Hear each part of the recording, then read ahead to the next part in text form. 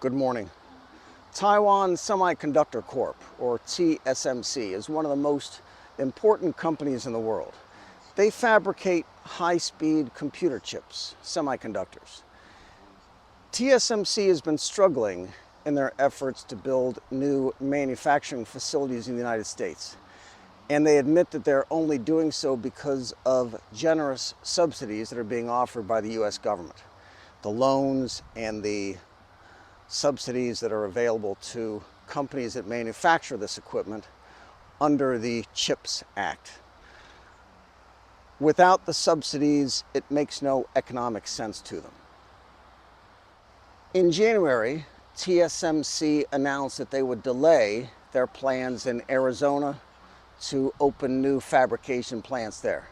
They have two projects underway, and they pushed back the openings of both of them at least a year, from 2024 to 2025 on the first, and to 2028 for the second one.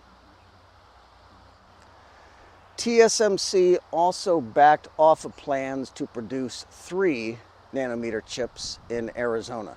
These would be much more advanced than the 5 nanometer sized that they will be making in the first fabrication plant.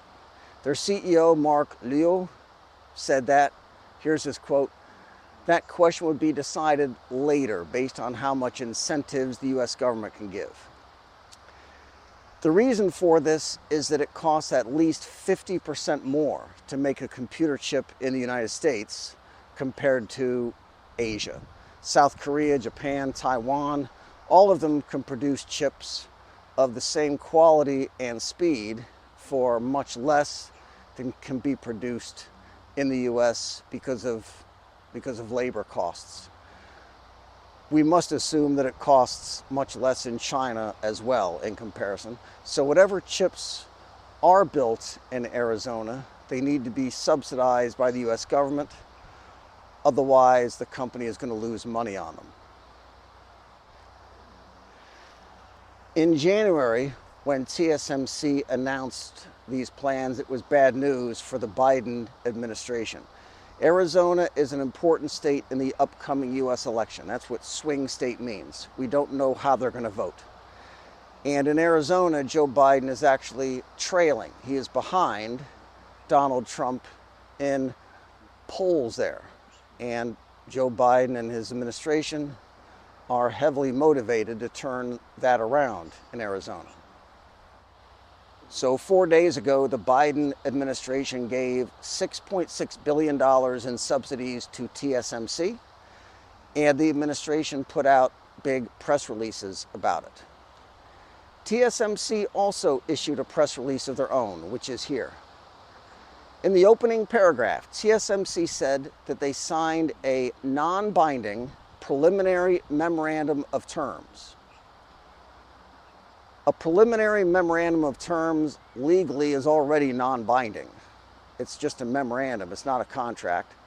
And then they added the language non-binding just to make the point even more clear that TSMC is not obligated to do anything contractually or legally based on what they've discussed with the US government.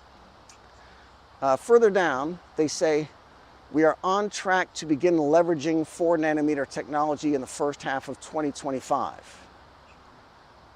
We don't really understand what that means, to leverage 4nm. If the plan was to manufacture them in Arizona, they would have said so. And further down, they hope to produce at 2 nanometers or better, hopefully by the end of this decade. As a reminder, nothing they are saying in this press release is binding at all. A memorandum of terms is not a contract. A preliminary memorandum of terms is not even a memorandum. And in case any buyer or would-be investor, or especially an attorney, reads it, they can never claim that there was a real contract here between the US government and Taiwan Semiconductor. So there is a good lesson here for business executives, and it's that we cannot just read one press announcement, especially one that's coming from politicians, like in this case, who are seeking re-election and who need the electoral votes from states like Arizona if they're going to keep their job next year. We also need to read the press releases from the people who, like in this case, will lose their jobs if they build a chips factory that loses money. Thank you. Enjoy the weekend. Be good. You are the light of the world. Let your light shine before men, so they